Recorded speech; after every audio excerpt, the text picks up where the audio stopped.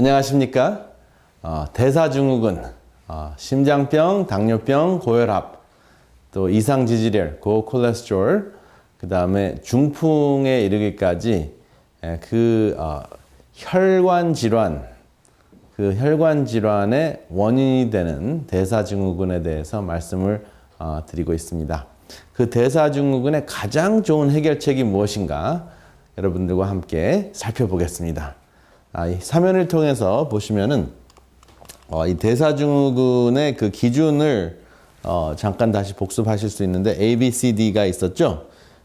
복부비만, 고혈압, 그리고 중성지방, 그리고 좋은 콜레스테롤이 이제 수치보다 이제 낮았을 경우에 기준 수치보다 낮았을 경우에 그리고 공복혈당 이 네 가지 중에서 5가지 수치, 그렇죠? 종류는 4가지지만 수치는 5가지가 있다고 말씀을 드렸습니다. 그래서 거기에 3가지만 해당이 돼도 대사증후군이다라고 말씀을 드렸습니다. 그런데 이것을 이제 극복하는 가장 좋은 방법이 무엇인가? 이제 이 해결책을 보시겠습니다. 이것이 이제 New England Journal of Medicine이라고 그 의사들의 성경, 이 New England Journal of Medicine에 그 발표된 그 가장 이제 중요한 자료들을 소개해드리면 그 대사증후군, 그렇죠? 대사증후군의 가장 흔한 것이 당뇨병입니다. 이 당뇨병을 극복하는데 가장 좋은 것이 무엇인가? 여기 보면은 이제 그 당뇨병을 이기는 가장 효과적인 방법이 플라시보냐, 메트포르민이냐, 라이프스타일이냐 이제 3가지가 나오죠. 플라시보는 설탕약입니다. 그러니까 실제적인 약이 아니고요. 메트포르민은 당뇨병을 예방하는 약이고요. 그다음에 라이프스타일은 무엇일까요? 쉼터에서 워크숍을 통해서 소개드리는 당뇨병을 예방하고 또 치료하는 가장 효과적인 방법을 이제 라이프스타일 메디슨, 생활의학이라고 하는데요. 그 3가지를 비교했을 때 플라시보하고 약하고 비교하면은 약이 더 효과적이고, 그런데 그 2가지보다 훨씬 더 효과적인 것이 라이프스타일이다는 것이 이제 확인이 됐습니다. 그러면 이 라이프스타일이라는 것이 무엇인가? 이제 흔히들 다이어트 해야 돼 이런 얘기를 하시는데요. 이 다이어트라는 말이 사실은 원래 그 단어를 보면, 어원을 보면 라틴하고 그리스, 헬라어로 이렇게 이제 보면 이것이 a way of life, 삶의 길이라는 뜻입니다. 삶의 방법. 그래서 사실은 다이어트라는 것이 먹는 것뿐만 아니라 삶의 방법, 삶의 길이라는 뜻입니다. 그래서 어떻게 삶의 길을 바꿔야 하는가, 방향을 바꿔야 하는가 하는 것을 이제 소개를 드리겠습니다. 건강식 하면은 흡연은 당연히 금연하셔야 되고, 그 다음에 이제 주로 채식 중심의 음식, 그 다음에 운동, 하루에 이제 45분에서 90분입니다. 그 다음에 이제 매주마다 최소한도 5번, 그리고 이제 마지막으로 정신건강, 이렇게 3가지가 있습니다. 여기 보면 제가 resilience라는 단어를 썼는데, 스트레스를 관리하는, 스트레스를 이기는 가장 좋은 방법 중에 하나가 이제 스트레스가 있음에도 불구하고 스트레스의 영향을 받지 않는 그 스트레스 resilience라고 여러분들이 이해를 하시면 됩니다. 여기에 있는 분들 제가 여러 번 보여드렸는데, 이분들의 대표적인 문제가 지금 여러분들이 갖고 계신 똑같은 문제가 있었습니다. 성공은 했지만 복부비만, B, 혈압이 높았습니다. 그 다음에 C, 콜레스테롤이 문제가 있었습니다. 그리고 당이 있었습니다. 그래서 이런 분들이 사회적으로는 성공은 했지만은 정신적인 어려움, 그 다음에 신체적인 문제 때문에 이제 여러분들이 배우시는 똑같은 것을 약 한 70여 년 전에 배웠습니다. 그래서 이분들이 다 회복을 하시고 다시 사회로 복귀하셔서 성공하신 분들을 이제 대표적으로 소개를 드렸는데요. 이분들이 배우신 것이 바로 이제 3가지 법칙인데요. 식생활, 운동, 정신건강. 그것을 8가지로 나누면 이제 뉴스타트라고 할 수 있습니다. 지금 이 대사증후군을 이기는 가장 좋은 그 방법 7가지를 제가 여기 소개를 드립니다. 그래서 섬유질, 그 다음에 비타민 증가. 근데 이것을 알약으로 먹는 것보다는 현미, 통밀, 그 다음에 귀리, 오트가 귀리고요. 그 다음에 키노아. 채소와 과일 최소한도 5서빙 이상이고요. 칼슘, 칼륨, 마그네슘 증가. 당분, 육식, 간식은 없애거나 감소. 그 다음에 지방질은 전체 양의 25% 미만이고요. 그 다음에 소금은 전체 양의 1500mg 미만인데 이것을 이제 티스푼으로 따지면 3분의 2 티스푼 정도 되고요. 그 다음에 카페인은 감소하거나 이제 없애시는 것이 좋다 하는 그 7가지 원칙을 소개를 드리는데요. 그럼 이것을 어떻게 실천하실 수 있는가? 제가 이제 구체적으로 쉼터에 오시면 제가 소개를 드리는데요. 여기 보면 공유 3serving이라는 게 나오죠. 공유는 여기 제가 화살표로 보여드리면 공유 여기 나오죠. 공유 그 다음에 세 serving. 이 serving이라는 것은 음식하는 컵으로 2분의 1 컵입니다. 익힌 그 공유일 경우에 그러니까 현미나 키노나 통밀이나 보리나 쌀이나 율무, 귀리, 통밀 이러한 것들을 익혔을 경우에 이제 2분의 1 컵으로 반 컵으로 여러분들이 재시면 되고요. 그 다음에 빵으로 따질 때는 이제 2쪽이고요. 그 다음에 이제 콩 자체로 봤을 때, 공유 말고 콩으로 봤을 때는 역시 반 컵입니다. 그리고 곱게 간 경우에, 곱게 이렇게 갈았을 경우에, 믹서에다 갈았을 경우에는 4분의 1 컵이 한 서빙입니다. 그러니까 이것을 3개를 드셔야 되는 거죠. 4분의 3컵이 되겠죠. 그리고 이거는 1.5컵이 되겠죠. 공유일 경우에. 그 다음 잎채소일 경우에는 여기 보면은 신선한 채소를 썰었을 때 1컵. 그 다음에 익힌 채소일 경우에는 반 컵. 녹황색 채소 2서빙인데요. 1컵. 그 다음에 무지갯빛 채소 1서빙. 이제 1컵. 그 아마시는 매일 드셔야 될 필수 음식으로 이제 나와 있습니다. 이것이 이제 특별히 대사증후군을 극복하는데 굉장히 중요한 역할을 하는데요. 1서빙. 1 테이블 스푼이 1 서빙입니다. 그래서 1 테이블 스푼 이것은 이제 여러분들이 음식을 하실 때 실제적으로 재셔야 되기 때문에 제가 직접 소개를 드립니다. 그다음에 과일은 3 서빙. 중간 크기 3개 정도 됩니다. 그다음에 딸기, 블루베리 주로 이제 딸기류, 산딸기, 뭐 블루베리 이런 것들 1 서빙이 반 컵입니다. 그래서 이제 그 반 컵 정도 드시고요. 그다음에 강황 혹시 들어보셨는지 모르겠습니다. 사실은 한 번도 강황을 안 드셔보신 분은 없으실 정도로 강황은 흔합니다. 이게 바로 이제 카레에 있는 노란색 소를 이 강황가루로 내거든요. 근데 이제 강황이 실제적으로 여러분들이 매일 드셔야 할 그 음식인데요. 이것이 다양한 염증을 감소시킵니다. 그래서 관절염에 탁월한 효과가 있고요. 그리고 특별히 이제 용종, 내가 장 내시경을 했는데 위장에 용종이 생겼다, 또 대장에 용종이 생겼다, 직장에 용종이 생겼다 했을 때 이제 강황을 꾸준히 한 1년 정도 드시면은 그 용종이 사라지는 것을 체험하실 겁니다. 그러니까 실제적으로 굉장히 효과적인 거예요. 얼마나 드셔야 되는가?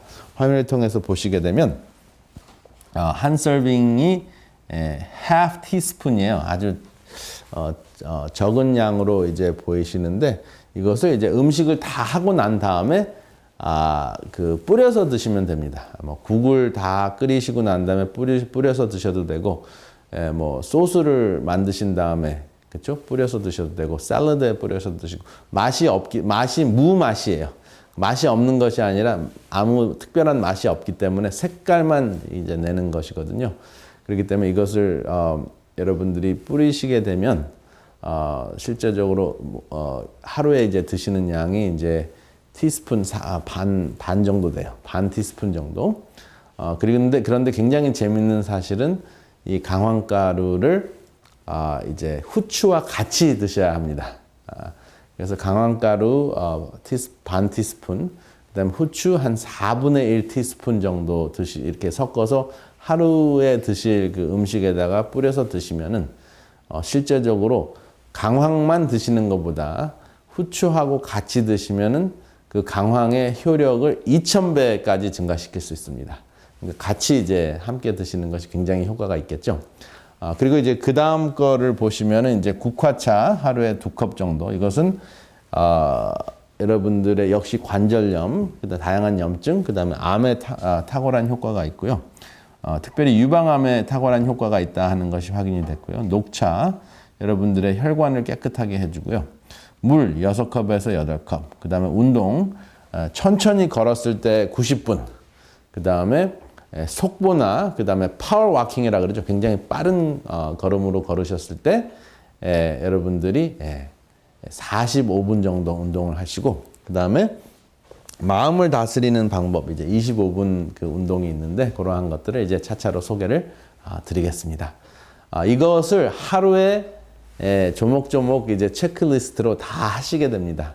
그래서 이것을 어떻게 하는지 이제 쉼터 체험 현장에 오셔서 배우시고 난 다음에 이것을 이제 여러분들이 직접 집에서 체크리스트를 가지고 몇 번 하시다 보면 이제 몸속에 완전히 이제 익숙하게 됩니다. 그래서 익숙하게 된 다음에 다른 분들에게 소개를 드리고, 그 다음에 또 본인이 또 실천을 하시고, 또 이러한 것을 함께 하시는 분이 많이 있으면 있을수록 여러분들의 건강을 관리하는 데 훨씬 더 좋은 것이 연구 결과도 나왔고, 그 다음에 실제적으로 임상적으로도 제가 항상 체험하는 바입니다. 그래서 이러한 그 기회를 여러분들을 위해서 준비를 했습니다. 그러면 계속해서 왜 이러한 음식들, 그러니까 피해야 할 음식, 지금 제가 말씀드렸던 그 질병을 이기기 위해서, 또 약을 줄이기 위해서 피해야 할 음식, 그리고 또 드셔야 할 음식, 그것을 이제 구분해서 설명을 드리겠습니다.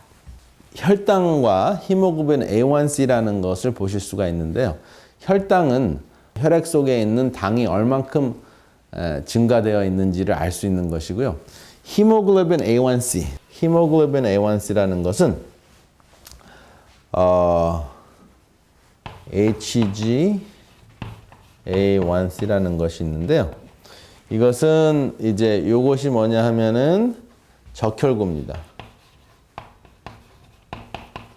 이 적혈구가 하는 일이 산소를 운반하는 역할을 합니다. 이 적혈구는 완전히 성숙해지면은 핵이 없습니다. 그래서 DNA가 없어요. 그래서 오로지 산소를 운반하는 것이 가장 큰 역할을 하는데요. 혈액 속에 이제 다니면서 이제 혈관을 다니다 보면 이 적혈구가 이게 이제 모세혈관이라고 생각하시면 됩니다. 적혈구가 혈당에 부딪히게 됩니다. 그렇죠? 적혈구가 혈당에 탁 부딪히면은 어떻게 될까요? 이게 혈당이 적혈구에 이렇게 붙게 됩니다. 그렇죠? 왜냐하면 혈액 안에 당분이 있으니까 이렇게 붙게 돼요. 그래서 정상적인 경우에는 5.9%가 히모글로빈 A1C라는 것은 그 적혈구에 붙어 있는 그 혈당을 이제 혈당 수치를 잰 거거든요. 그래서 이 적혈구를 통해서 정확하게 이제 측정할 수 있는 것인데 5.9%, 100에서 5.9%가 이제 수치가 나오면은 정상입니다. 근데 이제 5.9% 미만이어야 되겠죠. 근데 5.9%가 초과가 되면 혈액 속에 당분이 지나치게 많이 있기 때문에 더 많은 혈당이 적혈구에 붙어 다닌다 하는 것입니다. 그렇게 이해를 하시면 되겠습니다. 그래서 화면을 통해서 보시면 이제 혈당과 히모글로빈 A1C의 관계를 제가 나열을 한 건데요. 혈당이 240, 212, 184, 154, 140, 126, 97 이렇게 제가 나열을 했는데요. 내가 보통 240 정도가 내 평균이었다 했을 경우에는 히모글로빈 A1C가 10%가 나옵니다. 그래서 당뇨병 환자분들이나 내가 지금 당뇨병 초기나 대사증후군을 앓고 있는데 내가 히모글로빈 A1C가 10%가 나왔다. 그러면 이것은 확실하게 당뇨병으로 진행이 된 것입니다.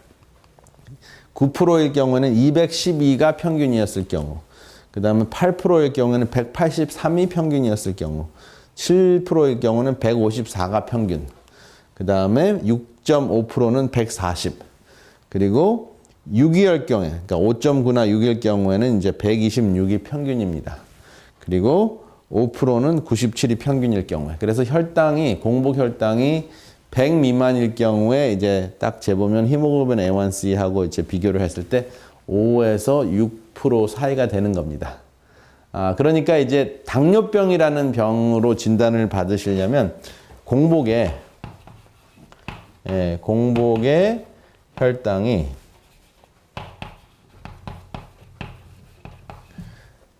126 이상이에요. 그래서 125를 초과한 126이나 126 이상일 경우에 이제 이 수치를 가지고 당뇨병이라고 합니다.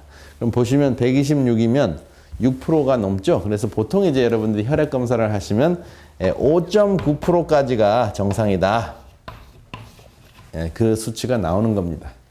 그래서 5.9% 이상이 될 경우에는 혈액에 당분이 많이 있어서 적혈구가 혈관 안에서 산소만 운반하기도 힘든데 설탕이 그쵸 당분이 많이 붙어 있어 가지고 당분까지 움직이려면 얼마나 적혈구가 힘들까요? 그래서 그 적혈구가 또 다른 적혈구하고 만나면 이제 혈당이 높아 가지고 또 다른 적혈구하고 만나면 이렇게 끈적끈적해 가지고 붙어 다닙니다. 적혈구가 잔뜩 붙어 다니면 어떻게 될까요? 이 좁은 혈관에 적혈구가 이렇게 끈적끈적하게 붙으면 이게 어떻게 됩니까? 모세혈관에 그 직경이 아주 좁은데 적혈구가 점점점 뚱뚱해지면 적혈구 모임이죠. 적혈구 무리가 뚱뚱해지면은 여기에 이제 확 막히게 되는 거죠. 그래서 이렇게 탁 막히는 그 상황을 뭐라 그래요? 이것을 바로 막혔을 때 이제 뇌에서 그런 현상이 일어나면 두뇌에 경색이 생기는 거죠. 그렇죠? 두뇌의 그 혈관이 막히게 되는 겁니다. 그래서 뇌경색이 생겨서 중풍이 생기고 또 심장에 생기면은 그것이 심근경색이라 그러죠. 심장의 혈관이 막히는 겁니다. 콩팥의 혈관이 막히게 되면 또 콩팥에 문제가 생기는 신부전증이 생겨요. 그래서 그리고 손끝하고 발끝에 이렇게 막히게 되면 손끝하고 발끝이 마비가 옵니다. 이러한 현상이 오지 않게 하려면 이 혈당이 오르지 않게 이 약을 드셨을 경우에 이제 혈당이 이제 떨어지는데 이것이 오르지 않도록 이제 어떻게 하는 것이 가장 좋을까 하는 그 내용들을 이제 제가 소개를 드리겠습니다. 포테이토, 그쵸? 감자가 있고 키드니빈, 강낭콩이 있습니다. 그래서 똑같은 음식을 먹었을 경우에 같은 양의 음식을 먹었을 경우에 강낭콩은 100 이상 올라가지 않아요. 지금 여기 도표를 보세요. 이게 60, 80, 그 다음에 90이 있는데 120 이상, 100 이상 올라가지 않습니다. 콩은 먹어도. 그렇지만은, 감자는 드시면 140 이상 올라가죠. 그래서 정상인 사람들은 이제 1시간에 올라갔다가 이제 2시간쯤 되면 뚝 떨어지지만 당뇨병인 분들은 올라갔다가 내려오지를 않습니다. 그 다음에 이제 여기 보면 왼쪽에 있는 것은 일반적으로 피하셔야 되고 오른쪽에 있는 것은 상대적으로 좀 안전한 음식이에요. 그래서 이제 여기 보면은 오렌지 같은 경우에는 어떻게 보면은 비교를 하면 감자보다 훨씬 낫고요. 그 다음에 모든 빵보다 낫죠. 사실은 오렌지가 아주 신기한 거는 오렌지가 바나나보다 혈당이 덜 올라간다 하는 걸 기억하시기 바랍니다. 바나나가 훨씬 더 올라가요. 혈당에 있어서는. 그 다음에 이제 여기 옥수수도 있고, 그 다음에 완두콩도 있어요. 그것들보다 오렌지가 덜 올라간다 하는 걸 기억하시기 바랍니다. 그 다음에 이제 정말 안 올라가는 거는 밑에 이제 키드니빈, 강낭콩, 렌틸스, 소이 하면은 메주콩 이러한 것들은 혈당이 거의 올라가지 않습니다. 그 다음에 이제 여기 보시면은 당이 오르락 내리락 하는 것은 문제가 생긴다 하는 것입니다. 당이 많이 올라가지 않고 조금만 올라갔다가 또 많이 떨어지지 않으면은 우리 몸이 감당하기가 쉽고 피곤하지 않은데 오르락 내리락 하는 현상이 일어나면 몸이 굉장히 피곤하고 올라갔을 때는 신경질이 나고 내려갔을 때는 떨립니다. 그래서 이제 그 두 가지 현상이 계속 오르락내리락하면 감정 컨트롤하기도 힘들기 때문에 또 이러한 문제가 생겼을 때 또 그것에 대한 스트레스를 받고 또 스트레스를 받으면 또 이런 음식을 또 더 먹게 되는 그러한 현상이 계속 악순환하게 되는 것입니다. 그래서 여기 보면은 그 혈당을 떨어뜨리게 하는 음식들을 제가 소개를 드리겠습니다. 화면을 통해서 보시면 여기 그 당근이 있는데요. 이 당근은 이렇게 많이 드셔야지 지금 오른쪽에 있는 그 파스타 있죠? 예, 그 국수 종류. 그 정도를 드신 거와 같은 그 혈당이 올라갑니다. 그러니까 당근은 꽤 많이 드셔도 좋은 거죠. 그러니까 지금 야구공만큼 야구공 사이즈하고 이렇게 이제 그 파스타 그 국수 종류를 비교한 것인데 사실 우리는 저거보다 훨씬 더 많이 먹습니다. 그렇죠? 그 다음에 이제 여기 보시면은 베이글 아침마다 베이글을 잘 드시는데 여기서 중요한 거는 글라이시믹 로드라는 건데요. 이것은 무엇이냐면은 같은 양을 먹었을 때 당이 얼마나 많이 올라가느냐 하는 것인데요. 이 베이글하고 그 다음에 시리얼도 사실은 건강에 좋은 것이 있고 혈당이 엄청나게 올라가는 게 있습니다. 그래서 이 글라이시믹 로드라는 것이 15 미만이어야지 건강에 좋은데요. 지금 베이글은 38이고요. 시리얼은 72입니다. 여기 보세요. 글라이시믹 로드 오른쪽에 보시면 비트, 사탕무 굉장히 단 거라고 생각을 하시는데 사실은 글라이시믹 로드가 6.3밖에 되지 않아요. 15 훨씬 미만이죠. 그 다음에 바나나도 사실은 같은 양의 12.1밖에 되지 않고요. 그 다음에 정말 맛있고 달다고 생각하는 고구마도 13.1밖에 되지 않습니다. 왜 그럴까요? 고구마가 끈적끈적하기 때문에 혈당이 감자보다 훨씬 덜 올라가고 파스타, 베이글, 그 다음에 시리얼보다 덜 올라간다 하는 것을 기억하시기 바랍니다. 그 다음에 당근이 7.2밖에 안 돼요. 그러니까는 사탕무하고 당근이 굉장히 좋은 거죠. 그리고 만약에 이제 이런 음식을 딱 드셨을 경우에 어떤 현상이 일어나는가. 물론 다양한 혈관도 막히고 문제도 커지는데 가장 큰 문제는 혈관 속에 염증을 일으키고 벤조파이린이라는 발암물질이 생깁니다. 탄 고기, 그쵸? 이제 숯불구이나 불고기를 드셨을 때 이제 문제가 생기는데 여기 보시면 용종이 생겼고요. 그 다음에 이것이 암으로 진행된 것을 보실 수 있습니다. 이건 실제적으로 이런 음식을 즐겨 드셨던 분들의 장내시경 사진입니다. 그래서 제가 이제 겁을 주기 위해서 하는 것이 아니라 현실을 소개를 드리기 위해서 하는 것입니다. 강의를 드립니다. 과거에는 과학이 발달되지 않았기 때문에 음식을 먹은 다음에 바로 이러한 검사를 하지 못했었는데 물론 최근 몇 년 동안 이제 그 과학이 발달되고 그다음에 이 연구에 대해서 관심이 많은 분들이 이제 참여를 하게 돼서 이러한 음식을 드시고 난 다음에 하루 안에 24시간 안에 그 혈액을 쟀을 때 염증이 생기고 그다음에 실제적으로 발암물질이 증가하는 것을 눈으로 확인할 수 있을 정도로 문제가 커진다는 것이 확인이 됐습니다. 그다음에 이것은 뭐냐 하면은 닭고기죠. 닭고기인데 양념 닭 불고기인 것 같아요. 여기 보면 50g당 췌장암 발병률이 72% 증가합니다. 그러니까 보통 쇠고기보다 닭고기가 더 안전하다고 생각을 하고 심장병 차원에서도 닭고기는 괜찮다고 생각해서 즐겨 먹는 음식이 닭고기예요. 근데 사실은 닭고기 자체의 문제도 있지만은 닭을 대량 생산하기 위해서 닭고기를 대량 생산하기 위해서 호르몬 주사와 항생제와 그다음에 닭이 받는 엄청난 스트레스 때문에 이건 유럽에서 대단히 많은 대상을 상대로 해서 오랫동안 한 연구인데 제가 자세하게 소개해 드리겠습니다. 50g당 72% 증가하는데요. 췌장암이 이렇게 생겼습니다. 췌장암 무시무시하게 생겼죠. 췌장암은 진단이 되는 그 순간부터 한 3개월, 길어야지 1년 정도 사는 암 중에서 가장 무서운 암 중에 하나인데요. 여기 보면 meat and fish consumption이라는 이야기가 나오죠. 여기 제가 보면은 Poultry consumption tended to be associated with an increased pancreatic cancer risk. 여기 보면 50g당 하루에 50g당 1.72배 그러니까 72% 증가한다 하는 것이 나와 있죠. 그리고 이것이 몇 명을 대상으로 했냐 하면 여기 쭉 보시면은 1992년에서 2000년이니까 8년 동안 연구한 거고요. 그 다음에 47만 7,202명을 대상으로 해서 한 연구 자료입니다.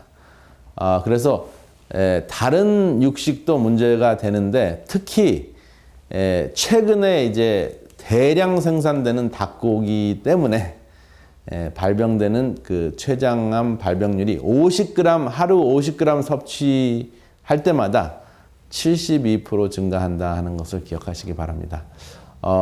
이것은 반드시 이제 줄여야 되는 음식뿐만 아니라 피해야 되는 음식으로 이제 화두에 지금 나왔습니다. 선택은 여러분의 것입니다. 다음 이 시간에 좀 더 자세하게 끊어야 할 음식, 그 다음에 권장되는 음식을 계속해서 소개해 드리겠습니다. 다음 이 시간까지 여러분들께서 듣는 것으로 끝나는 것이 아니라 실천하셔서 건강을 회복하는 여러분들이 되시기를 이 시간에 간절히 바라면서 다음 이 시간까지 건강하게 안녕히 계시기를 바랍니다. 안녕히 계십시오. 더 깊은 말씀 연구를 위해서 저희 오늘의 신앙 TV 방송은 성경 연구 코스인 말씀의 향기를 준비하고 있습니다. 이 책자는 성경에서 꼭 이해해야 할 내용을 5권으로 요약한 책입니다. 또한 예언서인 다니엘서와 요한계시록을 혼자서 연구하실 수 있도록 다니엘서 예언연구와 요한계시록 예언연구 책자들이 준비되어 있습니다. 이 책자를 신청하실 분들은 아래의 전화번호 562-405-2806번으로 연락 주시기 바랍니다.